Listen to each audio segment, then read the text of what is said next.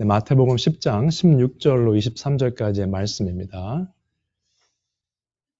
지난주 말씀, 저희 결론 부분이 시편 3편이었죠. 내가 누워 자고 깨었으니 여호와께서 나를 붙드심이로라 했습니다.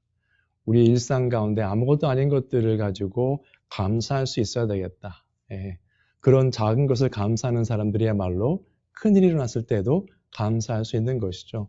좋은 일이 정말 내가 기뻐할 수 있는 일이 일어나야만 감사하겠다는 사람들은 그런 일이 일어나도 그 감사가 잠깐 있다가 없어집니다. 그래서 늘 기쁨과 감사를 가지고 사시는 우리 모두가 되시기를 바랍니다. 오늘 말씀을 통해서는 그리스도인과 세상이라는 주제를 가지고 말씀을 상고해보고 은혜를 나누게 되겠습니다. 16절에 보시면은 보라 내가 너희를 보냄이 양을 이리 가운데로 보냄과 같도다 하셨습니다. 양을 이리 가운데로 보냄과 같다. In the midst of wolves. 뭐 이리, 늑대 뭐 다 되겠죠? wolves 그러니까 복수죠. 이리 떼가 있는 곳, 그 안으로 보내는 것 같다. 그런 말씀입니다. 그런데 예수님께서 말씀하신 것은 뱀같이 지혜롭고 비둘기같이 순결하라 했습니다.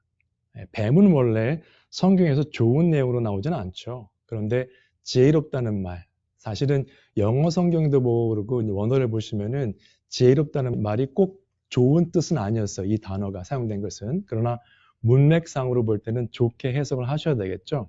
그래서 고린도전서에 보시면 이렇게 나왔습니다.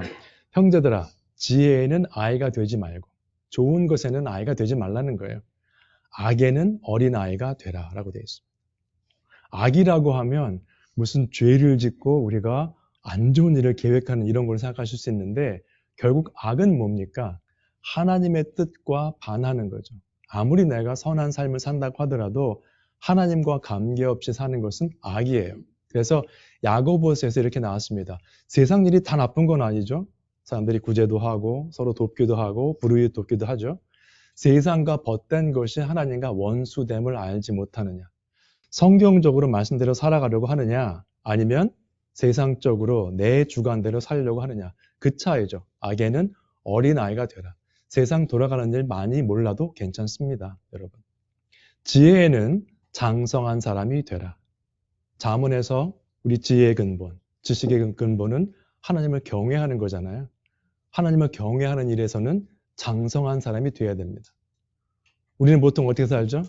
하나님을 이해하고 하나님을 경외하는데 지혜에는 어린아이처럼 살고 악에는 장성한 사람으로 살고 있습니다. 세상 돌아가는 건 다 알아요. 다 꿰차고 있습니다. 그런데 말씀에 관한 것은 어린아이 같아요. 전혀 모르고 살고 있죠. 많은 경우에. 반대가 돼야 돼요. 반대. 제가 지난번에도 어떤 대화를 하다가 어떤 분이 그런 얘기를 하시더라고요. 사람들이 다 그렇게 살더라. 그러니 어찌하겠니? 그러시더라고요. 근데 남들이 다 한다고 해서 그게 맞는 건 아니거든요. 오늘 말씀도 마찬가지죠. 믿는 사람들이 세상 가운데 사는 것은 일이 때 가운데 가는 것 같은 거예요. 수많은 사람들이 그렇게 살고 있거든요. 교회 안에 있는 사람들조차도. 그래서 여러분들은 악에는 어린아이가 되고 세상 일에는 좀 신경 안 쓰셔도 돼요. 지혜에는 하나님 알아가는 데는 장성한 사람들이 다 되시는 우리 모두가 되시기를 주님의 이름으로 축원 드립니다. 일이 가운데 나간다고 했는데 이것도 흉악한 사람들 가운데 간다는 뜻이 아닙니다. 어떤 대단한 악인들 가운데 간다는 뜻이 아니고요. 사람들이에요. 그 다음 구절에 보시니까 사람들을 삼가라 라고 되어 있어요. 조심해라. 그들이 너희를 공회에 넘겨주겠고 그들이 회당에서 채찍질 하리라. 종교기관이죠. 회당에서 채찍질을 한다고 되어 있습니다. 사도 바울도 그 태형을 맞아가지고 39대 맞는 걸 여러 번 당했다고 말을 했죠. 옛날 회당에서는 여러 가지 일들을 처리했습니다. 그래서 잘못된 일을 행한 사람이 있으면 벌을 줬어요. 태형까지 했습니다. 채찍질까지 했어요. 회당에서. 요즘으로 치면은 교회인데 교회에서는 잘못된 것을 지적하는 말만 해도 교회를 나가죠. 저기 옛날에는 채찍질까지 했습니다. 그래도 회당에 열심히 나가고 신앙생활 열심히 하려고 했었죠.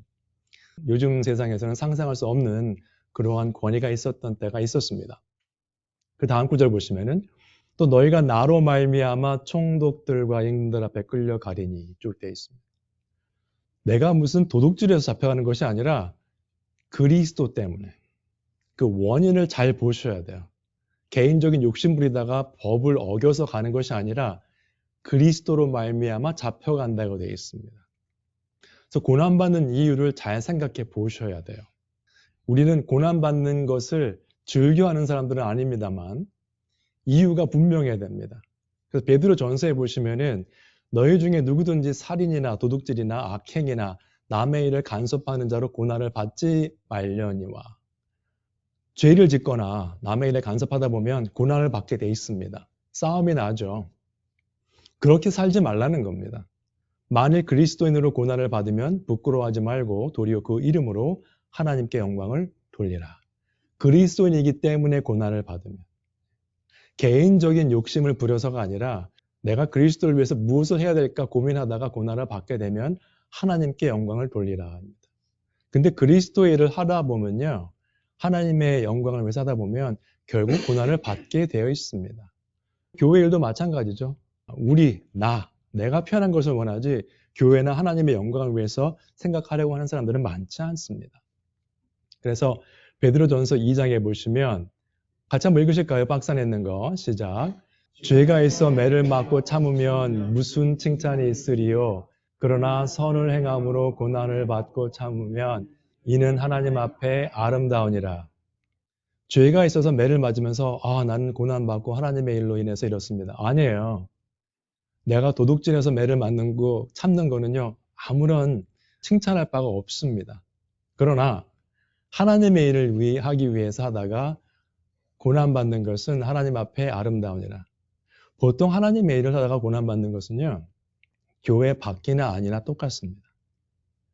왜냐하면 대부분의 사람들이 세상적인 생각을 하기 때문에 그래요.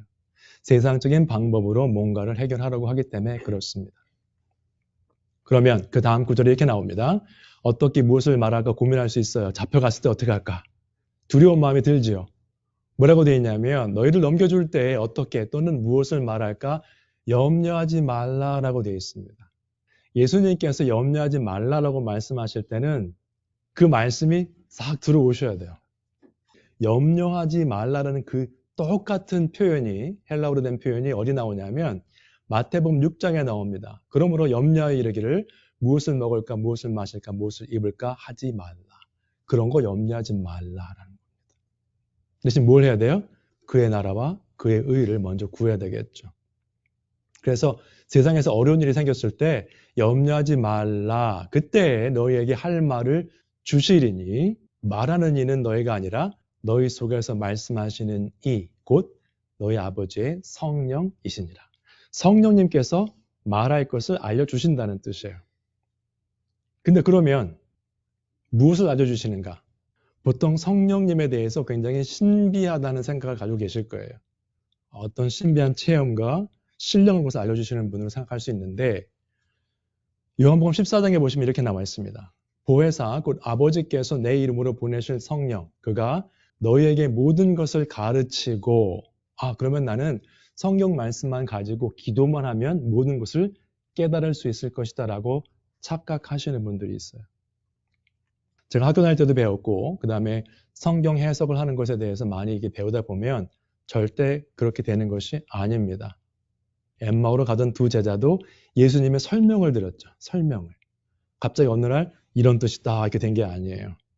사도 바울도 늘 말씀을 설명했습니다. 그렇죠? 모든 것을 가르치고 신령한 체험이 아니고 내가 너에게 말한 모든 것을 생각나게 하리라. 그럼 성령님의 역할, 성령님께서 하시는 일이 이 본문을 통해서 보면 무엇입니까? 하나님의 말씀을 생각나게 하신다는 거예요. 예수 그리스도께서 하신 말씀을 생각나게 하시는 겁니다. 말씀에 기록된 것을 우리가 다시 기억할 수 있도록 도와주신다는 겁니다. 다른 뜻이 아니에요. 그러면 거의 잡혀갔을 때 변호도 나의 말주변과 능력을 하는 것이 아니라 성경 말씀에 근거해서 변호하게 된다는 거죠. 그 말씀들이 생각나기 때문에. 밖에 잡혀갔을 때도 그렇다면 교회 일을 논의할 때도 당연한 이야기입니다. 성경적으로 무엇이 올바른가를 생각을 먼저 해야 되겠죠. 많은 큰 교회에서 건물을 지을 때 가장 많이 신경을 쓰는 부분 중에 하나가 무엇인가 하면 예배에 참석하시는 분들의 편의, 의자는 편안한가, 난방, 냉방은 잘 되는가. 교회를 짓는데 하나님께서 원하시는 것은 무엇일까를 생각하는 사람들은 거의 없습니다. 오는 사람들을 위해서 짓게 돼 있어요. 편리하게. 교회를 짓는 것도 사람 위주입니다. 그러니 교회 행정과 교회의 방향을 정할 때 누구 위주로 하겠습니까? 사람 위주로 하죠. 내가 편한 거 찾게 되어 있습니다. 그래서 그런 것들을 생각하시면 절대 그렇지 않다. 밖에 나가서 변화할 때도 성경적이어야 되지만 당연히 교회를 짓는 거, 뭐 저희 교회는 그럴 일은 없겠습니다만 교회를 짓거나 어떤 교회를 정할 때 반드시 하나님께서 원하는 방향으로 가야 되겠다. 기억하시면 도움이 되겠습니다. 그 다음에 보시면 사람들과 세상 얘기 계속 하십니다. 이리들이죠. 어떤 사람들인가? 뭐 멀리 있는 사람, 나랑 상관없는 사람들이 아니에요. 장차 형제가 형제를, 아버지가 자식을 죽이는 데 내주며 자식들이 부모를 대적하여 죽게 하리라. 왜 그럴까요? 안 맞아요. 영적으로 거듭난 사람이 그렇지 않은 식구들과 같이 있으면 식구들과도 안 맞습니다. 그러면 그 사람들은요, 영적으로 거듭난 식구들을 대적하게 돼 있어요. 반대하고. 근데 결론적으로 설명을 드리면 그 사람들을 대적하는 게 아니라 예수 그리스도를 대적하는 거죠. 조금 이따 설명을 더 드리겠습니다. 또 너희가 내 이름으로 말미암아 모든 사람에게 미움을 받을 것이나 가족 포함입니다. 예수 그리스도 때문에 미움을 받아요. 미움을 안 받는 방법은 뭡니까? 안 믿는 가족들이 원하는 거 해주면 됩니다.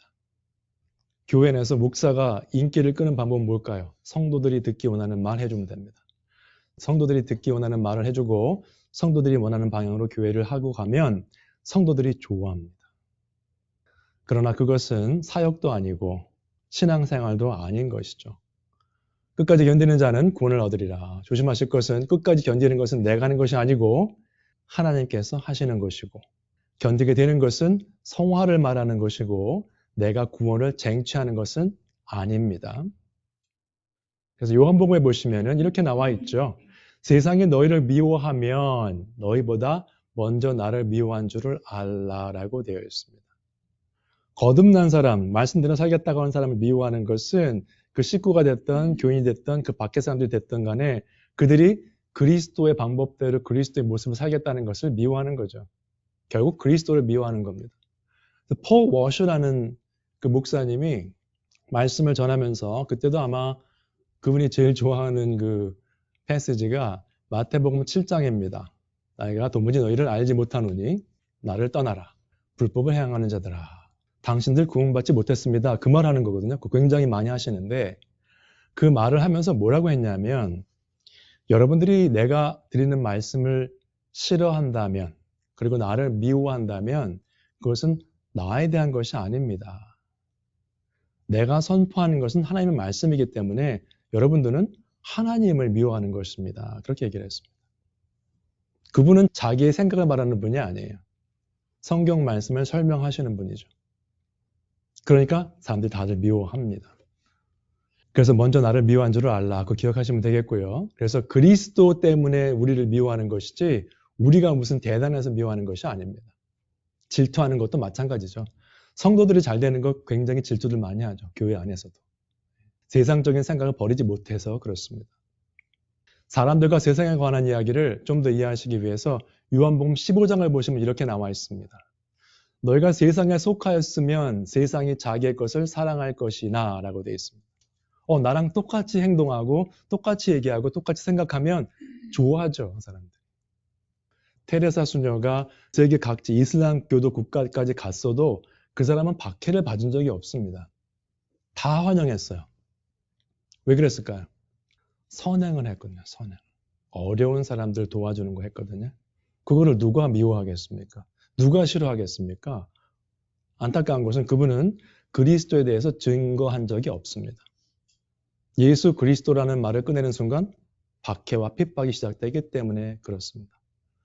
구제하고 남들 도와주는 것은 세상 사람들이 다 환영하는 것입니다. 그것을 하지 말라는 것이 아니라 그리스도의 이름으로 해야 되겠죠. 하더라도. 그래서 나랑 비슷하면 세상에서 다 좋아해요. 너희는 세상에 속한 자가 아니요. 도리어 내가 너희를 세상에서 택하였기 때문에 세상에 너희를 미워하느니라. 택함 받은 사람은 다르거든요. 요한복음 7장에 나온 말씀이 조금 한어 성경은 뜻이 분명하지는 않습니다만 세상에 너희를 미워하지 아니하되, 한어 성경에는 미워하지 않는다고 되어 있는데 영어 성경에는 보통 the world cannot이 할 수 없다고 되어 있어요. 나를 미워하니 이는 근본적으로 너희를 미워하는 것 같지만 결국 나를 미워하는 것이라는 이야기죠. 예수 그리스도를. 근데 예수 그리스도를 왜 미워하는가? 내가 세상의 일들을 악하다고 증언함이라.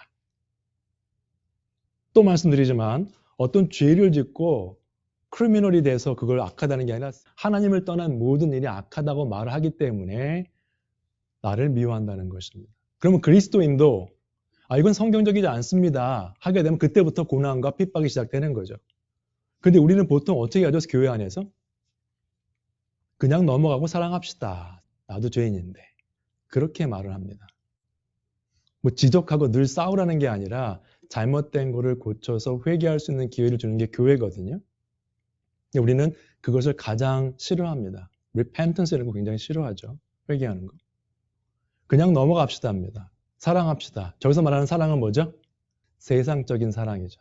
저렇게 그냥 넘어가고 사랑하면 세상이 환영하는 겁니다. 너희가 세상에 속하였으면. 하나님께서는, 예수님께서는 세상의 일들을 악하다고 하셨는데 나는 그 위다. 주님보다 더 뛰어난 사역자, 교인이 됩니다. 우리는. 안타깝지만 그런 사람들은 뭐죠? 불신자들입니다. 말씀의 권위 위에 선 것은 믿지 않는 사람들이에요.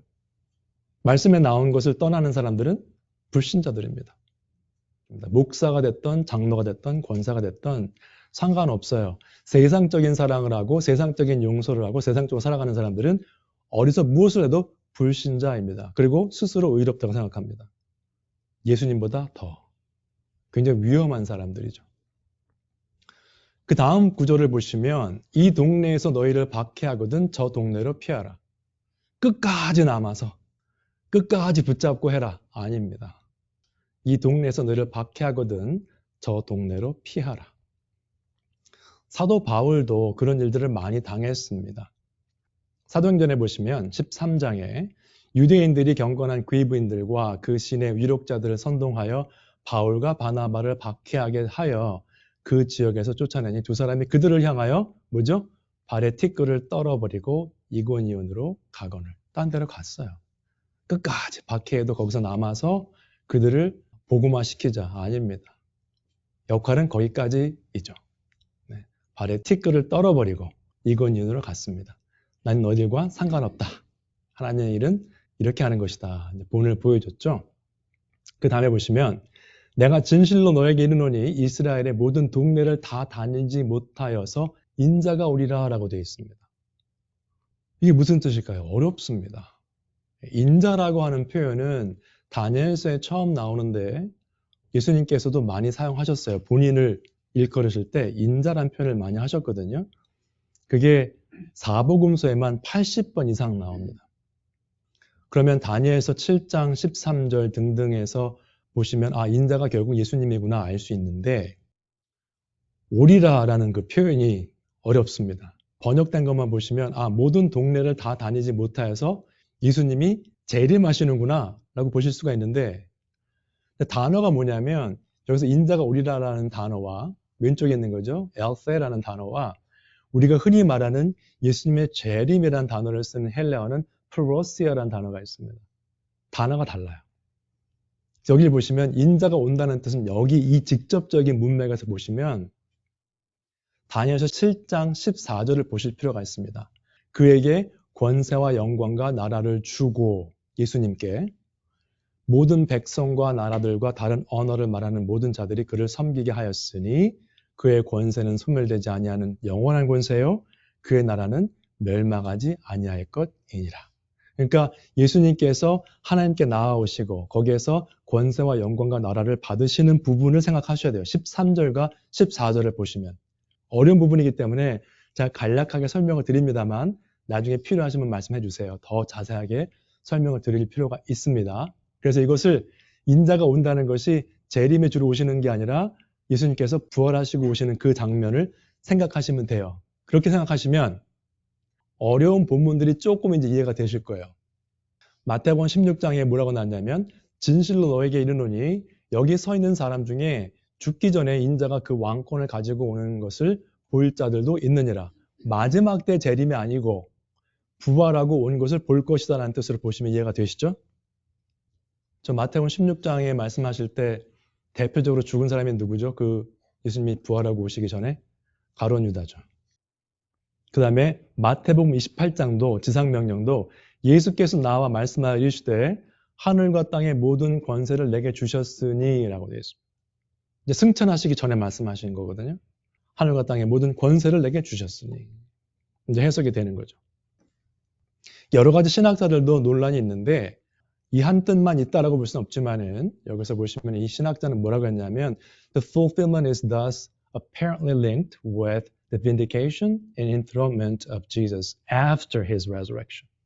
예수님께서 부활하신 후의 일로 연결되어 있다고 보시면 되겠습니다. 이렇게 설명했습니다. 가장 성경적으로 타당한 해석이라고 보겠습니다. 그래서 결국은 뭡니까? 성령님의 역할도 말씀에 권위에 관한 거였죠. 계시록 22장에 보시면 이렇게 나와 있습니다. 내가 이 두루마리의 예언의 말씀을 듣는 모든 사람에게 증언하노니 만일 누구든지 이것들 외에 더하면 즉 말씀에 기록된 것 외에 더하면 이라고 되어 있습니다. 그 재앙들을 그에게 더하실 것이요. 만일 누구든지 예언의 말씀에서 제하여 버리면 두 가지죠. 더하는 사람, 제하는 사람. 하나님이 그들도 제하여 버리시리라. 말씀의 중요성이죠. 그런데 재앙을 더하시는 것과 제하여 버리시는 것도 뭘까요? 말씀에 근거한 거겠죠. 첫 번째 보시면 이 두루마리에 기록된 재앙들을 그에게 더하실 것이요. 우리가 상상하는 그런 재앙이 아니고 말씀에 나와 있는 재앙들을 더하신다는 거죠. 그리고 또 뭡니까? 제하여 버리시는 것? 두루마리에 기록된 생명나무와 및 거룩한 성의 참여함을 제하여 버리시리라. 하나님께서도 신실하시기 때문에 말씀에 나와 있는 대로 재앙을 더하시거나 우리들을 제해 버리신다는 겁니다. 말씀에 나와 있는 대로. 그래서 말씀이 중요한 것입니다. 제가 몇 주 전에 말씀드렸습니다만 고린도 교회가 문제가 많은 교회였죠. 서로 갈라졌어요. 나는 바울을 따르겠다, 나는 아볼로를 따르겠다, 뭐 등등. 사역자들이 있으니까 뭐 이 사람 저 사람 다 따라다니겠다 하는 사람들 막 갈라지는 거죠, 교회가. 엉망이었습니다. 여러 가지로. 근데 사도 바울이 당부한 말이 있었습니다. 형제들아, 내가 너희를 위하여 이 일에 나와 아볼로를 들어서 본을 보였으니 이는 너희로 하여금 기록된 말씀 밖으로 넘어가지 말라. 내 말을 듣는 것도 아니고 아볼로의 말을 듣는 것도 아니고 기록된 말씀 밖으로 넘어가지 말라는 거예요. 그걸 우리에게 배워 서로 대적하여 교만한 마음을 가지지 말게 하려 함이라. 교만한 마음은 왜 생길까요? 아니 저거 뭐 말씀대로 저렇게 하려고 하나. 이게 더 낫지 않은가? 그건 내 생각이고 내 세상적인 꾀죠. 교만입니다. 내가 말씀 위에 있다는 교만이에요. 세상 일을 몰라서 우리가 못하는 거는 아닙니다, 여러분. 직장 생활하시고 사업하시면요, 세상 일 다 알고 계세요. 어떻게 돌아가는지. 그러나 몰라서 못하는 게 아니고 우리가 해야 되는 게 말씀 위주로 가는 것이기 때문에 가는 겁니다. 그래서 어리석어 보이는 거고 그래서 답답해 보이는 거죠. 그래서 우리가 기록된 말씀 밖으로 넘어가지 않는다는 것만 기억하셔도 시편에 나오는 말씀을 묵상하면서 그 말씀대로 살아갈 수 있습니다. 박스에 있는 거 같이 한번 읽으실까요? 시작. 주의 말씀은 내 발의 등이요 내 길의 빛이니라. 그 말씀 밖에 안 나가겠다는 사람들이야말로 이 말씀을 묵상하면서 그렇게 살겠다고 다짐할 수 있는 거예요. 내가 결정하는 거, 내가 자녀 키우는 거, 부부 생활, 세상의 직장과 사업 운영하는 것은 다 세상적으로 하면서 말씀대로 살겠다? 불가능한 거죠. 교회 일도 말씀대로 안 하고 세상적인 논리로 세상적인 생각을 하겠다? 아니죠. 내가 기록된 말씀 밖으로 넘어가지 않겠다는 사람들이야말로 주의 말씀은 내 발의 등이요 내 길의 빛이니다라고 고백하고 그렇게 살 수 있는 것입니다. 여러분, 제가 바라옵기는 우리 삶 가운데 어디서 어떤 결정을 하시든지 기록된 말씀 밖으로 넘어가지 마시고 시편 기자의 말처럼 하나님의 말씀이 내 발의 등이고 내 길의 빛이 되니 그 빛 가운데 거하겠다고 작정하시고 그렇게 하셔서 하나님께서 기뻐하시는 삶을 살아가시는 우리 모두가 되시기를 주님의 이름으로 축원 드립니다. 주님 은혜를 감사드립니다. 저희들 말씀 밖으로 나가고 또 말씀 밖에 있는 것조차 모르던 때가 얼마나 많았는지요. 이 시간 저희들의 죄를 사해 주시고 다시 한번 말씀 안으로 들어오는 저희들 될 수 있도록 은혜 베풀어 주시옵소서.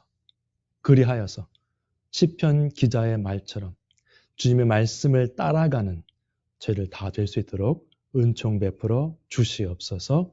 감사를 드리며 이 모든 말씀을 주 예수 그리스도 이름으로 기도드립니다. 아멘.